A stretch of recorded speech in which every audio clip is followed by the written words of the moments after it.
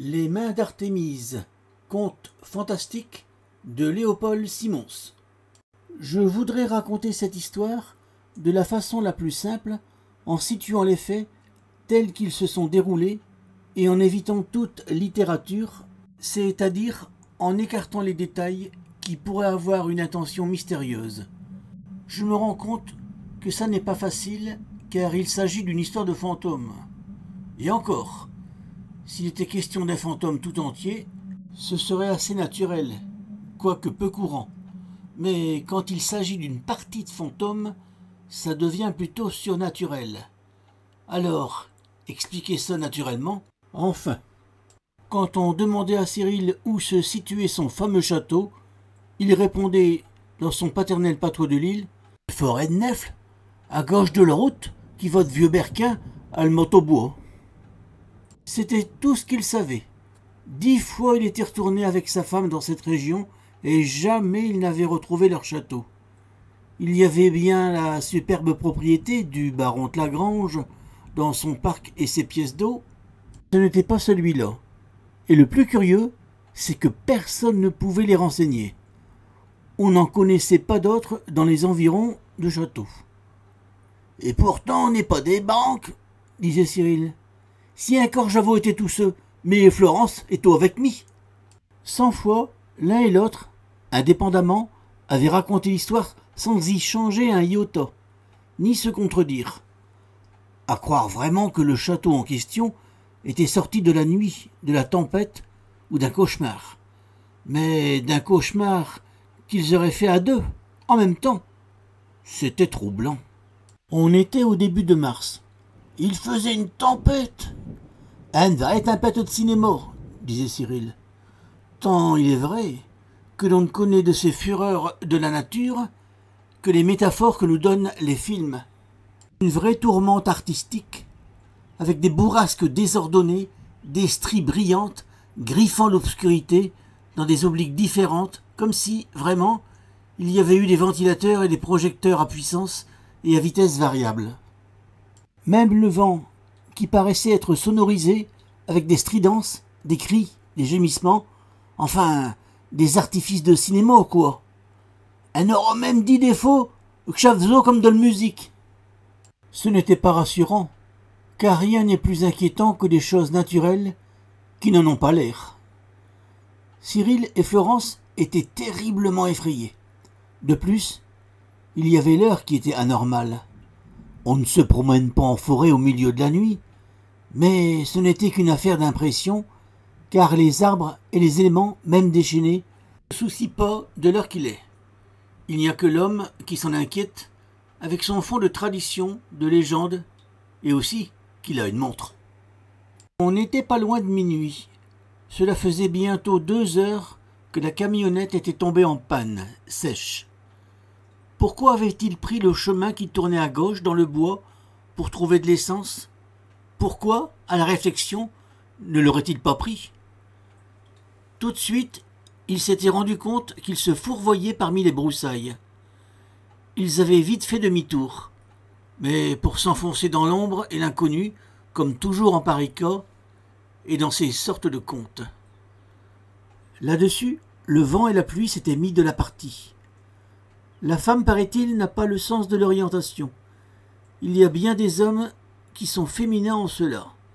Mais allez donc vous repérer parmi les arbres, tous pareils dans l'obscurité, et surtout lorsque vous êtes bousculé par de furieux coups de vent, au point de ne plus distinguer votre derrière de votre devant.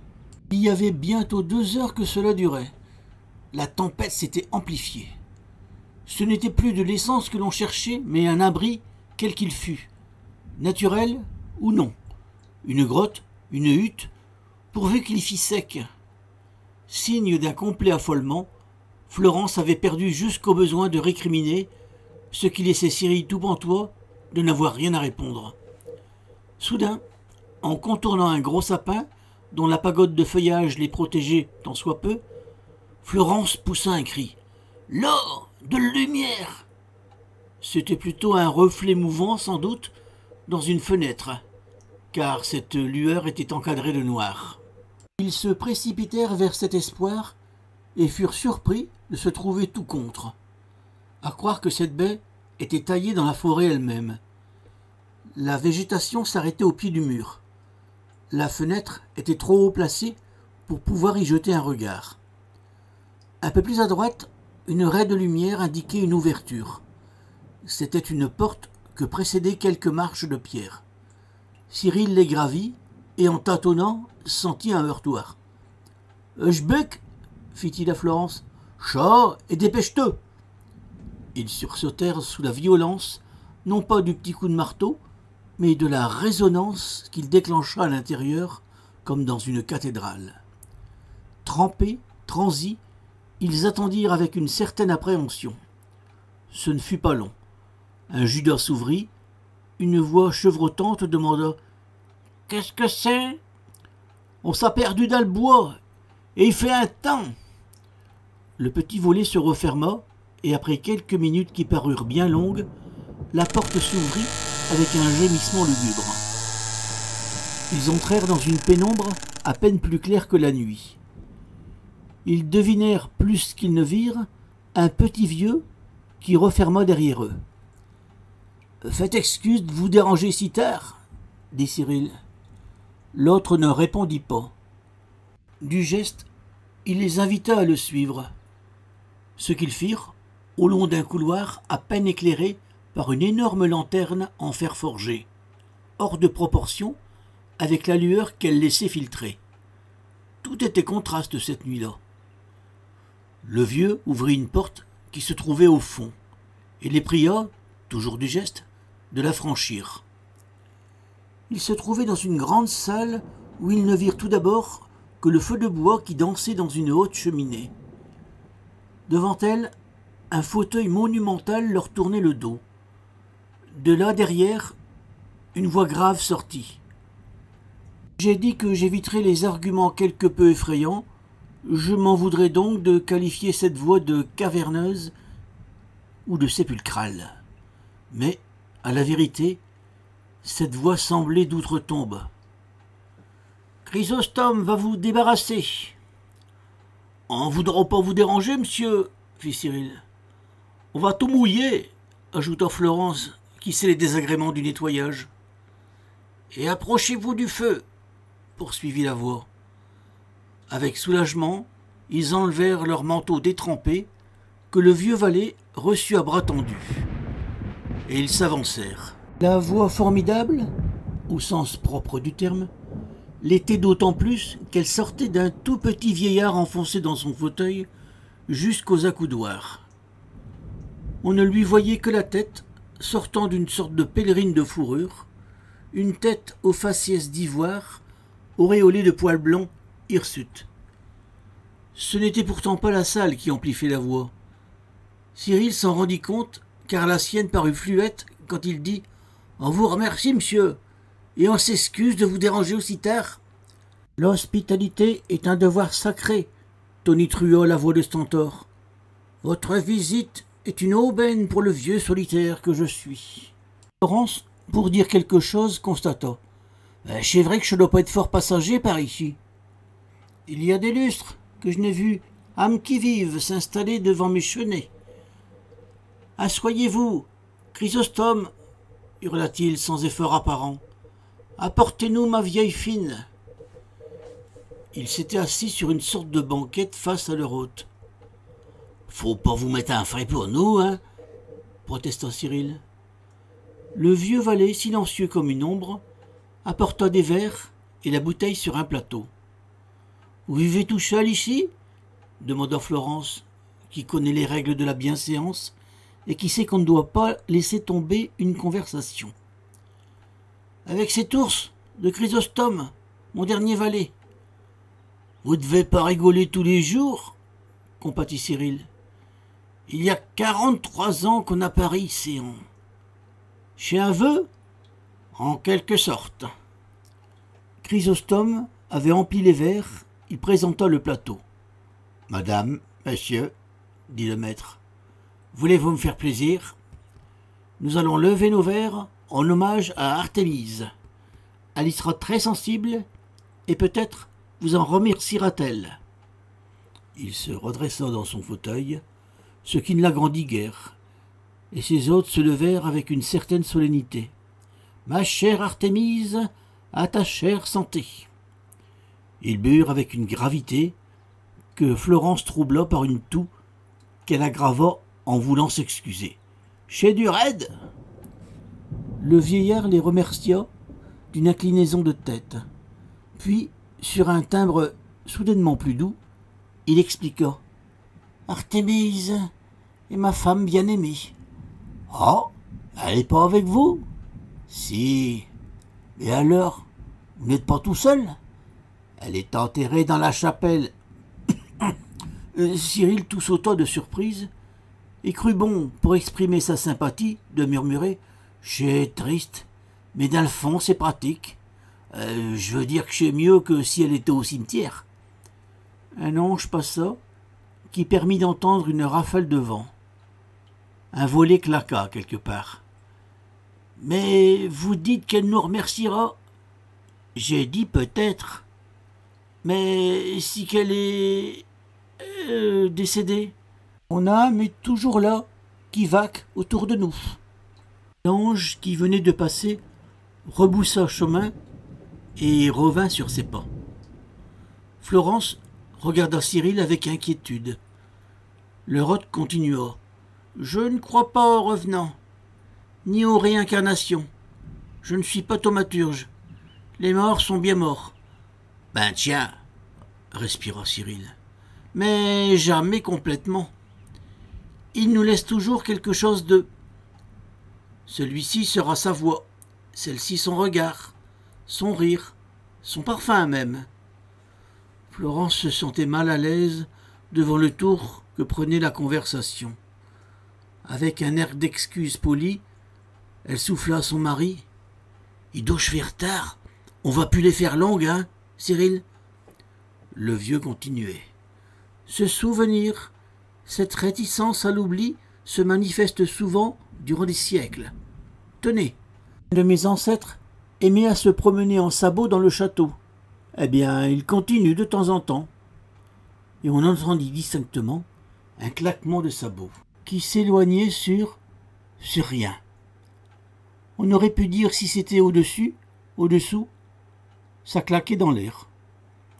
Florence poussa un petit cri. Pourtant, rien n'est plus simplement naturel que des pas en sabots, mais rien n'est plus étrange non plus quand ce piétinement normal ne l'est pas. Le maître expliqua avec un petit rire, comme s'il s'agissait d'une plaisanterie familière. « Vous voyez, il écoute aux portes. »« Le charme de mon Artémise, poursuivit-il gravement, c'était ses mains. Des mains longues, blanches, diaphanes. Bien, toutes les nuits, elles viennent me visiter. »« Rien que chez mains ?» s'étonna Cyril. « Je ne vois qu'elles. Elles seules sont visibles. » Florence, épouvantée, murmura. « Je crois qu'il est temps de laisser monsieur se coucher, hein, Cyril ?» Mais Cyril n'entendait pas. « Elles traînent si tard ?»« Minuit, c'est le midi des morts. Elles vont, viennent, et elles se posent ici, là, où vous êtes. » Florence expira un « Mon Dieu, Marie, Jésus, Joseph !» et elle vida son verre, sans tousser cette fois. « Et vous les voyez ? Ça doit faire drôle de vieux des mains qui se promènent comme ça, sans rien au bout. » Qui fait ? « Cyril, il faut aller voir, » insista Florence, en se levant. « On va plus rien trouver d'ouvert. »« Vous êtes, madame, à une lieue de toute habitation. J'ai une excellente chambre que je mets à votre disposition. » Cyril se leva aussi. « On vous remercie, monsieur, mais on n'a rien pris avec. On ne s'attendait pas. Chrysostome va vous passer une de mes chemises de nuit. Et pour madame, une chemise d'Artémise. Demain, il fera jour. Vous devez être là. Et vous le savez, j'attends quelqu'un. Chrysostome, allumez les flambeaux et conduisez mes hôtes à la chambre rouge. Mes amis, il ne me reste plus qu'à vous souhaiter une bonne nuit. » Florence n'avait plus qu'une hâte, quitter ce vieillard étrange cette cheminée où les flammes semblaient danser un ballet maléfique, et cette salle pleine de présences surnaturelles. Cyril, moins impressionné peut-être, n'en désirait pas moins se trouver ailleurs, fût-ce dans une chambre rouge. « Merci bien, à vous pareillement, et on a du savoir-vivre. Bonne nuit à madame. »« Je n'y manquerai pas. Bonne nuit. » Précédé de Chrysostome, portant en haut un candélabre à 3 branches, et suivi de leur ombre biscornue, Cyril et Florence gravirent un escalier de pierre jusqu'au premier étage. C'était lugubre et glacé. Ils arrivèrent devant une porte cloutée, couleur sang de bœuf, que le vieux valet ouvrit. Puis, il remit à Florence 2 chemises qu'il tenait sous le bras, et à Cyril le flambeau, en s'inquiétant. « Monsieur a-t-il des allumettes ? » « Oh, merci, mais dites-moi, monsieur, c'est pas vrai que ce que votre patron y raconte sur son Artémise ? » ?»« C'est tout ce qu'il y a de plus vrai, monsieur. »« Oui, je veux bien, mais les mains de madame sont aussi visibles que le nez de monsieur au milieu de sa figure. »« Vous les avez déjà vus ? » ?»« Fréquemment, monsieur, » assura le vieux domestique, comme s'il se fût agi de la chose la plus naturelle qui soit. « Tenez, pas plus tard que dimanche, ici même, j'avais les mains occupées par le bougeoir et un panier à bois. La main de madame m'a pris la clé dans ma poche et a ouvert cette porte, comme ça. Monsieur, faut dire que c'était la chambre de madame. »« Ce main, toute seule ? » ?»« Forcément, monsieur. Il n'y avait qu'elle. » Et avec un sourire attendri. « Ah, ce sont de bien bonnes et de bien douces mains, monsieur. » Florence se sentait défaillir. Il n'en menait pas large non plus. Tout de même. « Et ça ne vous fait pas peur chez main, sans rien derrière ? » ?»« La première fois, ça surprend un peu, mais on s'y fait, vous verrez. Je souhaite une bonne nuit à monsieur, dame. » Et il s'évanouit dans l'obscurité du couloir. « Vous verrez, avait dit Chrysostome, cette promesse n'était pas pour les rassurer. La chambre non plus. Ils en firent le tour avec circonspection. C'était vaste, solennel, et aussi inconfortable que possible. Le lit était plus haut que grand, avec un baldaquin supporté par 4 colonnes. « Il doit pleuvoir dedans, » pensa Cyril, « qu'on y a bien une toiture. » La cheminée, apparemment, ne devait servir que de vestibule au vent. Bourrasques et autres rafales qui s'y engouffraient. Une haute fenêtre à meneaux se dressait juste en face du lit et éclairait la pièce par à coups, car les nuages pourchassés par la tempête passaient en panique sous un ciel livide. Bref, ce n'était guère réjouissant. Pour exprimer son désarroi, Florence ne trouva que « Eh ben !»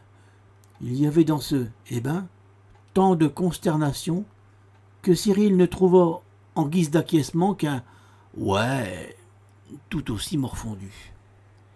Mais il se souvint à propos qu'il était un homme et qu'il devait raisonner et agir en tant que tel.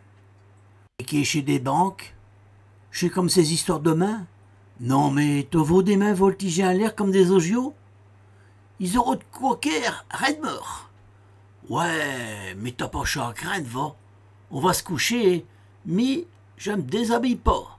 Ah ben, mais non plus. On va fermer le porte. Ils ont pas dit que chez main traversote les murs. Et je vais prendre ma godasse dans ma lit.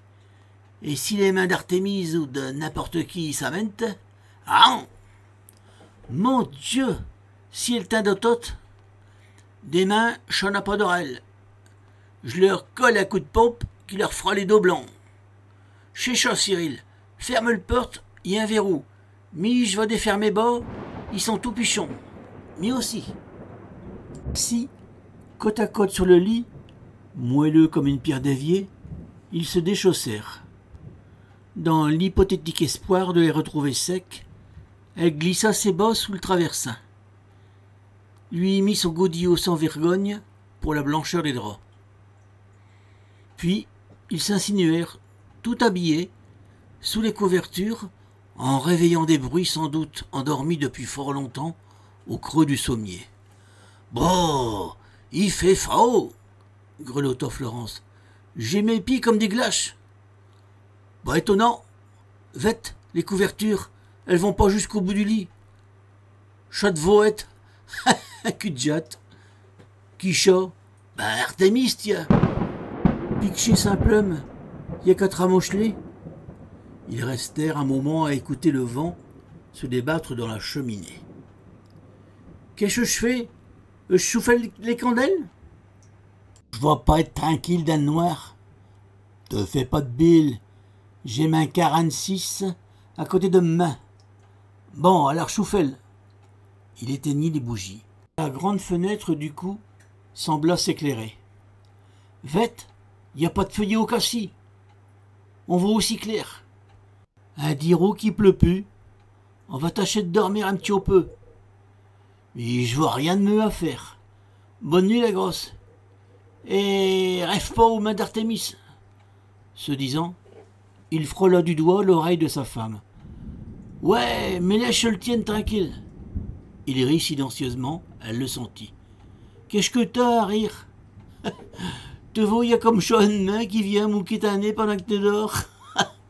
Cyril, je sais pas des jeux à rire. Tu sais que je suis peureuse. Et laisse tes mains tranquilles. » « Mes mains ? Je les ai dans mes poches. » Florence sursauta, et d'une voix affolée, elle bêla. « Cyril, faut pas rigoler. J'ai senti quelle cosse passer sur une figure. »« Ouais, t'as des caroches. Je te dis que j'ai pas bougé. »« Comme une caresse. Allume, allume. Oh !» La plainte s'étouffa, se bâillonna. Cyril alluma l'une des bougies et se tourna vers sa femme. « Éductée !» Elle s'était glissée sous les draps et continuait son cri suffoqué. « Oh ! Tu vas étouffer là-dessus, sors de là !» Il rejeta les couvertures, les yeux exorbités. Elle poussa un hurlement. « Ah, vête là au pied du lit, les mains !»« Ouais, bouge pas !» cria Cyril. Il saisit son godillot et avec un « hein » de bûcheron, le lança sur les deux mains fantomatiques qui se silhouettaient sur la fenêtre blafarde. On n'entendit pas la chaussure retomber sur le plancher. Le bruit fut couvert par un « aïe » strident, suivi d'un chapelet de « oi, oi, oi » qui n'en finissait pas. « Mais qu'est-ce que t'as ? Oi, oi, oi » geignait-elle. « Mais qu'est-ce que t'as ? T'as tapé sur mes pieds !»« Sur des pieds ? Ouais, elle dépassa du lit. Oi, oi, oi » Cyril ne savait pas s'il devait rire ou plaindre. Il opta pour le reproche. « T'en feras jamais une de bonne, tisotte. Ça t'apprendra à me donner les fenêtres. »« Mi » octa Florence. « Ouais, ti. J'en passais tes pieds pour les mains d'Artémise. Tout dit de folie des grandeurs. » Au petit jour, ils quittèrent le château, transis et fiévreux. Florence boitait des deux pieds. « Tu as pas été de main morte avec ta bottine à dash !» Un gamin morveux à qui Chrysotome les avait confiés les mit sur la bonne route, où ils retrouvèrent leur voiture. Il faisait un brouillard si épais qu'ils ne purent repérer le chemin. Voilà pourquoi ils ne retrouvèrent jamais le château des mains d'Artémise, que personne ne connaît. « C'est tout de même pas normal, avouez. »